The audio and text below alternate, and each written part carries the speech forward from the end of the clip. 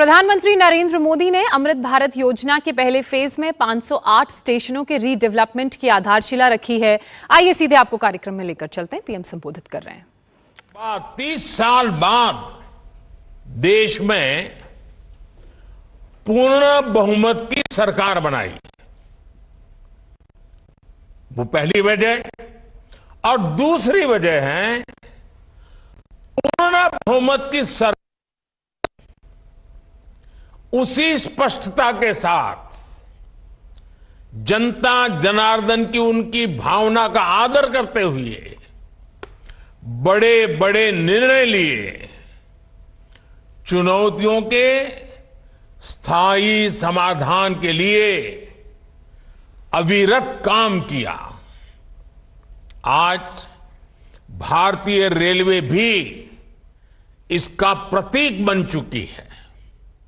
बीते वर्षों में रेलवे में ही जितना काम हुआ है, उसके आंकड़े, उसकी जानकारी हर किसी को प्रसन्न भी करती हैं, हैरान भी कर देती हैं। जैसे दुनिया में south Africa, Ukraine, Poland, UK और स्वीडन जैसे देशों में जितना रेल नेटवर्क है, उससे ज्यादा रेल ट्रैक हमारे देश में इन 9 वर्षों में बिछाए गए हैं। अब कल्पना करिए स्केल।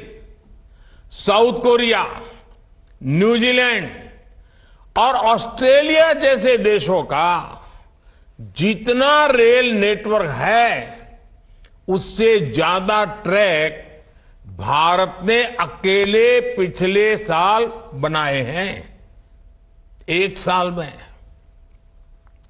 भारत में आज आधुनिक ट्रेनों की संख्या भी तेजी से बढ़ रही है। आज देश का लक्ष्य है कि रेलवे की यात्रा हर यात्री के लिए, हर नागरिक के लिए सुलभ भी हो और सुखद भी हो। अब ट्रेन से लेकर स्टेशन तक आपको एक बेहतर, एक उम्दा से उम्दा एक्सपीरियंस देने का प्रयास है। प्लेटफॉर्म्स पर बैठने के लिए बेहतर सीटें लग रही हैं, अच्छे वेटिंग रूम बनाए जा रहे हैं। आज देश के हजारों रेलवे स्टेशनों पर मुफ्त वाईफाई की सुविधा है। हमने देखा है इस मुफ्त इंटरनेट का कितने ही युवाओं ने लाभ उठाया है। पढ़ाई करके वो अब बहुत कुछ अपने जीवन में सिद्धियां प्राप्त कर चुके हैं। साथियों, ये इतनी बड़ी सिद्धियां हैं, जिस प्रकार से रेलवे में काम हुआ है, किसी भी पीएम का मन कर जाएगा कि इनका जिक्र 15 अगस्त को लाल किले से करें। और जब 15 अगस्त सामने है तो मन बहुत ही लालायित होता है कि उसी दिन इसकी चर्चा करूं। लेकिन आज ये इतना विराट आयोजन हो रहा है, देश के कोने कोने से लोग जुड़े हैं, इसलिए मैं अभी ही इस बात पर इतने विस्तार से चर्चा कर रहा हूं। साथियों, रेलवे को हमारे देश की लाइफलाइन कहा जाता है, लेकिन इसके साथ ही हमारे शहरों की पहचान भी शहर के रेलवे स्टेशन से जुड़ी होती है।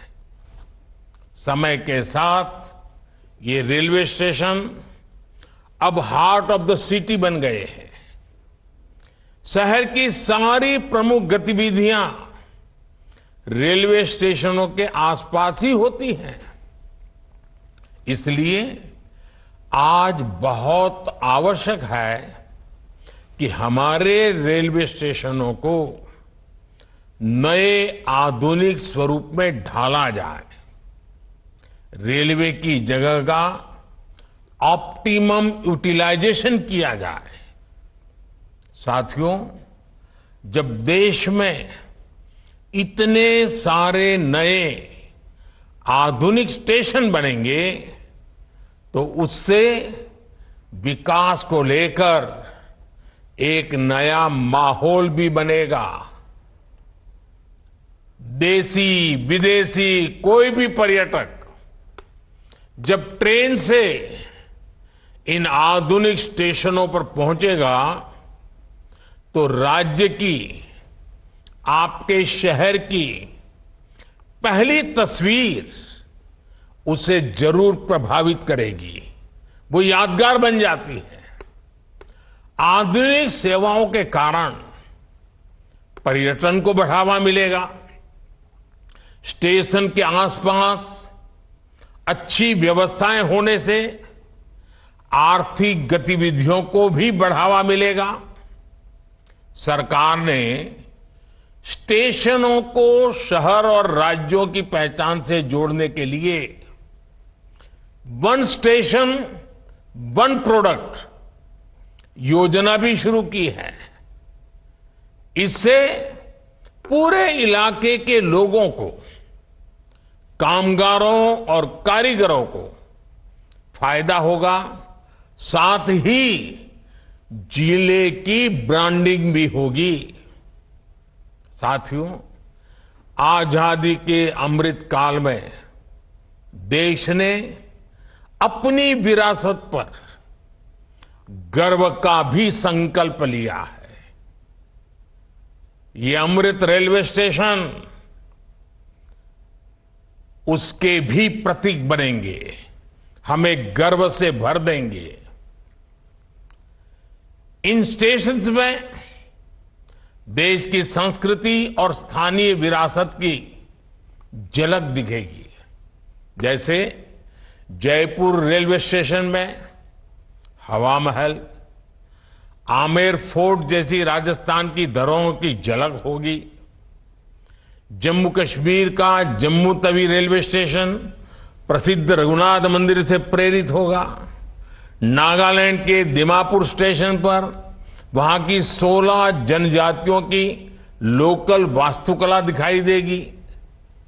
हर अमृत स्टेशन शहर की आधुनिक आकांक्षाओं और प्राचीन विरासत का प्रतीक बनेगा। देश के विभिन्न ऐतिहासिक स्थलों और तीर्थ स्थानों को जोड़ने के लिए इन दिनों देश में एक भारत गौरव यात्रा ट्रेन, भारत गौरव टूरिस्ट ट्रेन भी चल रही है।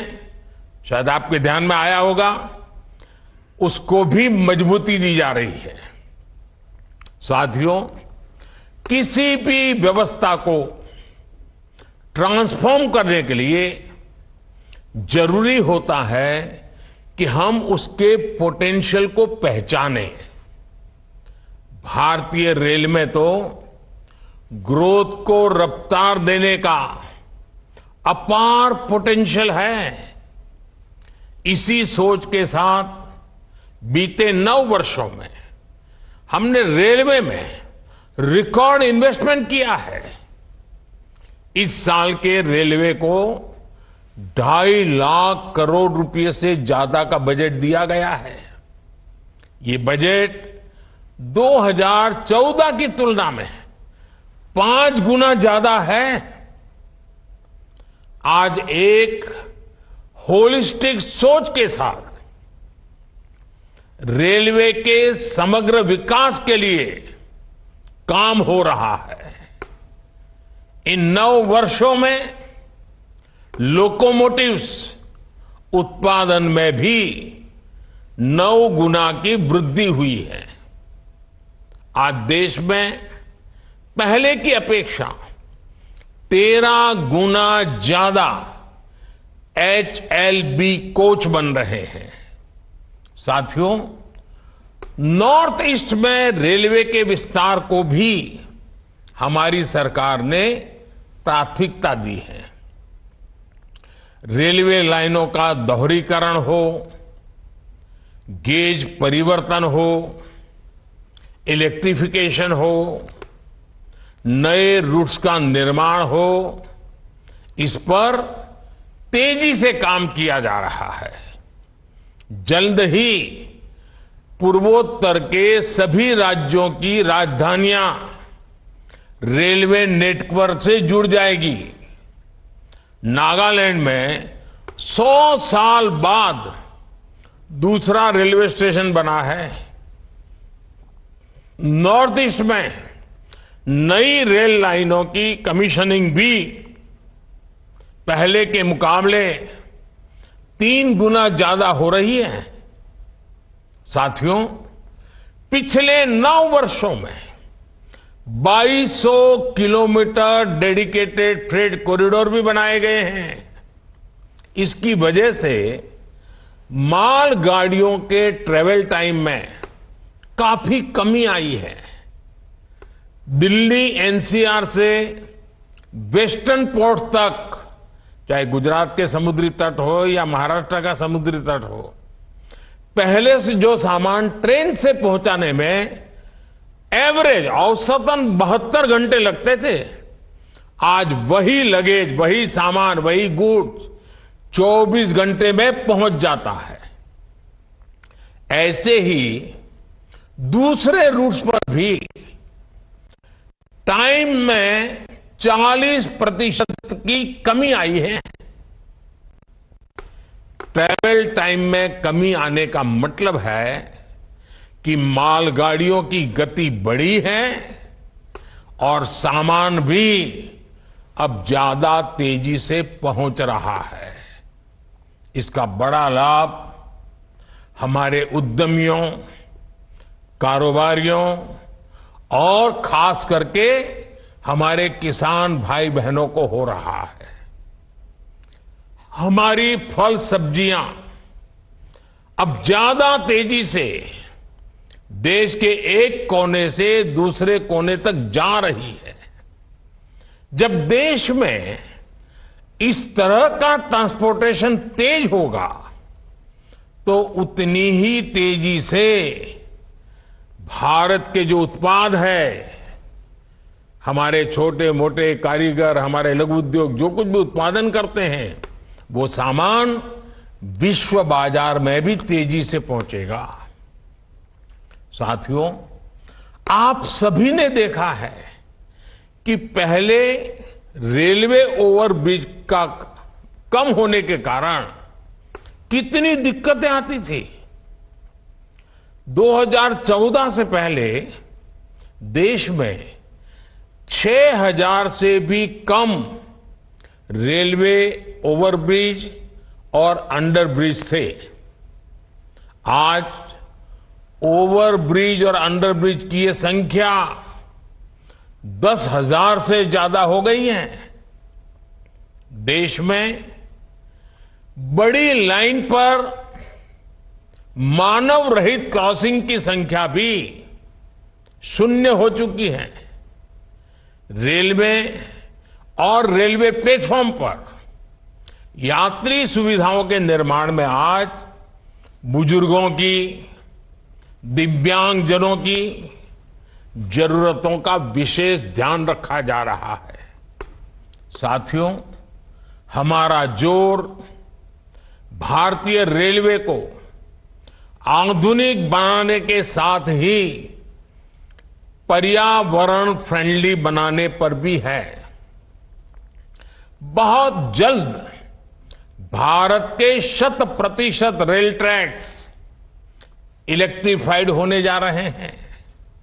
यानी कुछ ही वर्षों में भारत की सारी ट्रेनें सिर्फ बिजली से चला करेगी।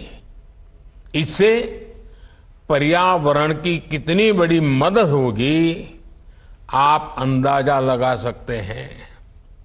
9 वर्षों में सोलर पैनल से बिजली बनाने वाले रेलवे स्टेशनों की संख्या भी 1200 से ज्यादा हो गई है।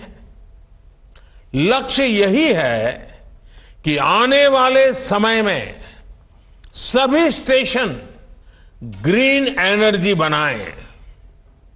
हमारी ट्रेनों के करीब करीब 70,000 डिब्बे, 70,000 कोचेज में एलईडी लाइट्स लगाई जा चुकी हैं।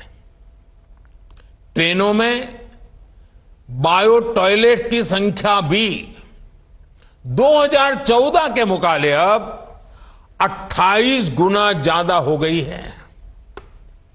ये जितने अमृत स्टेशन बनेंगे, ये भी ग्रीन बिल्डिंग्स के मानकों को पूरा करेंगे।